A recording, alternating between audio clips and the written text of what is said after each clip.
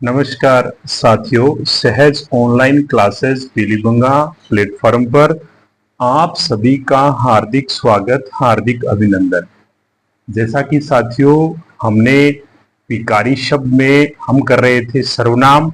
सर्वनाम के हमने दो भेद इससे पूर्व कर लिए हैं, एक तो पुरुषवाचक सर्वनाम और दूसरा निजवाचक सर्वनाम।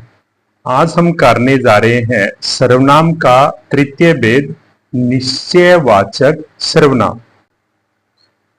वे सर्वनाम शब्द जो किसी निश्चित व्यक्ति, वस्तु का बोध करवाते हैं, निश्चयवाचक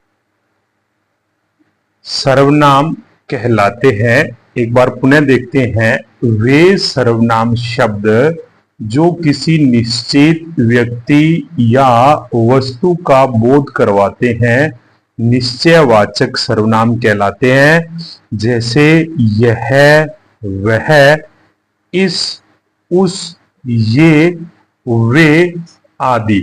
जैसे यह मेरा घर है, वह आपकी पुस्तक है। यहां पर ये जो यह आया है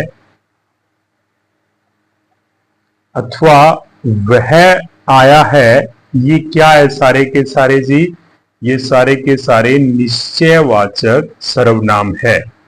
बस हमें यह ज्ञात हो जाए कि वह निश्चित ही व्यक्ति है और वह निश्चित ही पुस्तक है या निश्चित वस्तु है। अगला हम सर्वनाम का भेद करने जा रहे हैं अनिश्चयवाचक सर्वनाम, यानी कि निश्चयवाचक के बिल्कुल विपरीत। जैसे किसी सर्वनाम शब्द से जब निश्चित व्यक्ति अथवा निश्चित वस्तु का बोध नहीं होता, निश्चयवाचक में होता है और इसमें नहीं होता, यानी कि अनिश्चय की स्थिति बनी रहती है, वहां अनिश्चयवाचक सर्वनाम होता है। जैसे कोई, कुछ, किसी। ये जो सर्वनाम शब्द है ये अनिश्चयवाचक को दर्शाते हैं। परीक्षा में जैसे अपने से पूछ सकता है, निम्न में से किस विकल्प में अनिश्चयवाचक सर्वनाम है? तो कौन सा आएगा जी? कोई, कुछ, किसी। कुछ उदाहरण देखते हैं अपने। जैसे कि कोई जा रहा है, यहां पर जो ये कोई सर्वनाम शब्द है यह क्या है? अनिश्चयवाचक सर्वनाम है। कुछ खा रहा है, कुछ खा रहा है, पता नहीं कुछ निश्चित थोड़ी है वो क्या खा रहा है या क्या नहीं खा रहा, तो अनिश्चयवाचक सर्वनाम। किसी ने कहा है, अब किसने कहा निश्चित नहीं है, तो यहां भी कौन सा?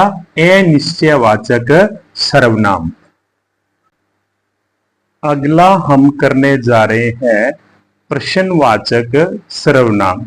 अब जैसा कि ना नाम से विदित होता है कि वे सर्वनाम शब्द जो प्रश्न का बोध कराते हैं, या यूं कह लें कि ये वाक्य को प्रश्नवाचक बना देते हैं, वहां कौन सा सर्वनाम होता है?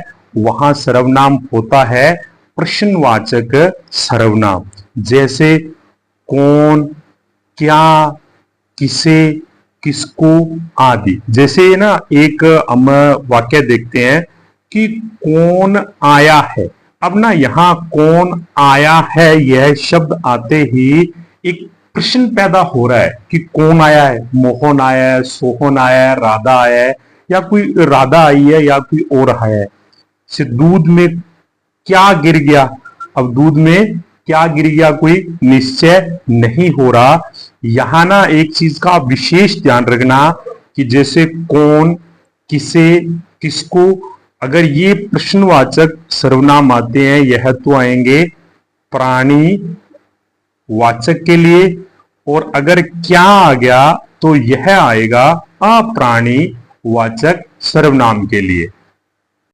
आगामी सर्वनाम का हम भेद करने जा रहे हैं संबंधवाचक सर्वनाम।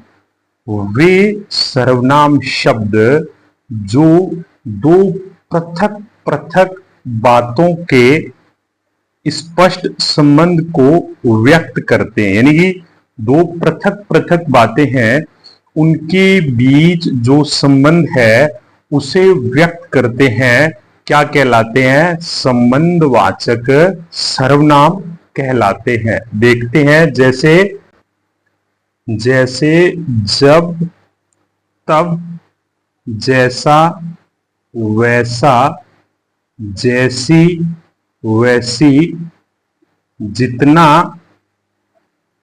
उतना, जिसकी, उसकी।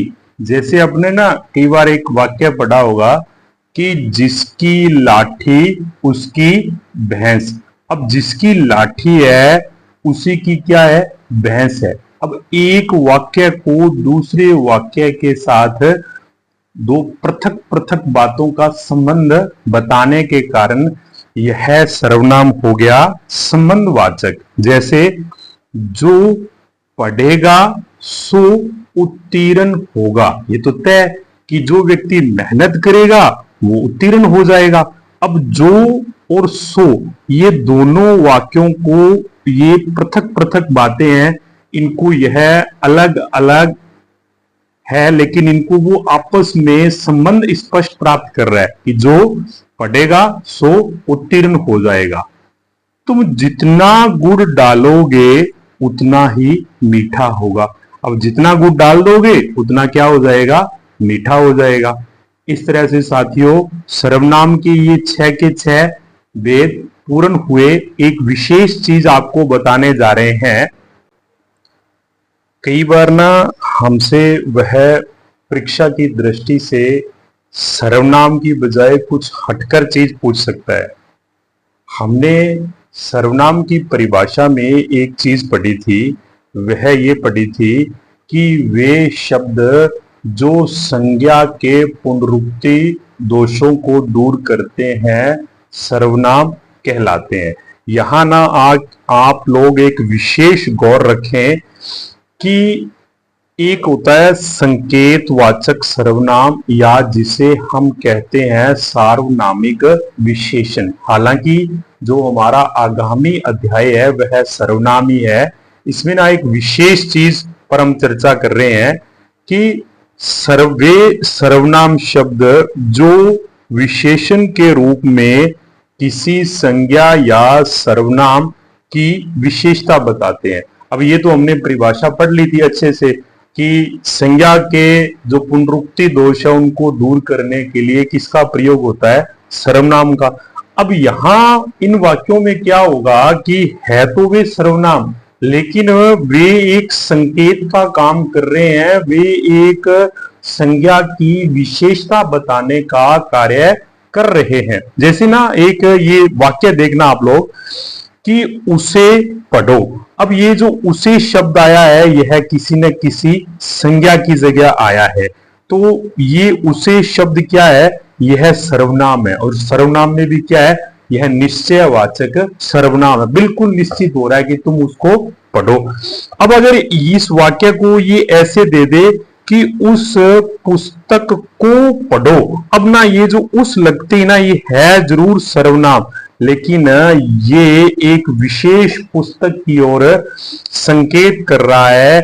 अब यह क्या हो जाएगा? सार्वनामिक विशेषण हो जाएगा। साथियों, एक चीज हमेशा ध्यान रखना, यह पल्ले बांध लेना कि सर्वनाम के तुरंत बाद संज्ञा नहीं आएगी, और अगर सर्वनाम के तुरंत बाद संज्ञा आ रही है तो कहने का मतलब वो सर्वनाम उस संज्ञा की ओर संकेत कर रहा है, अतः वो क्या होगा? संकेतवाचक या सार्वनामिक विशेषण।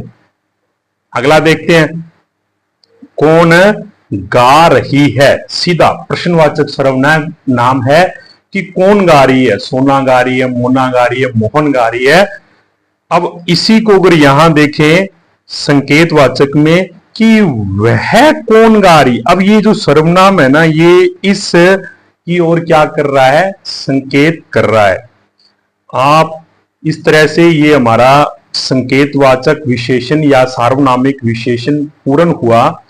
आप सभी हमारे साथ जुड़े रहे। आज सर्वनाम का बिंदु पूर्ण हुआ।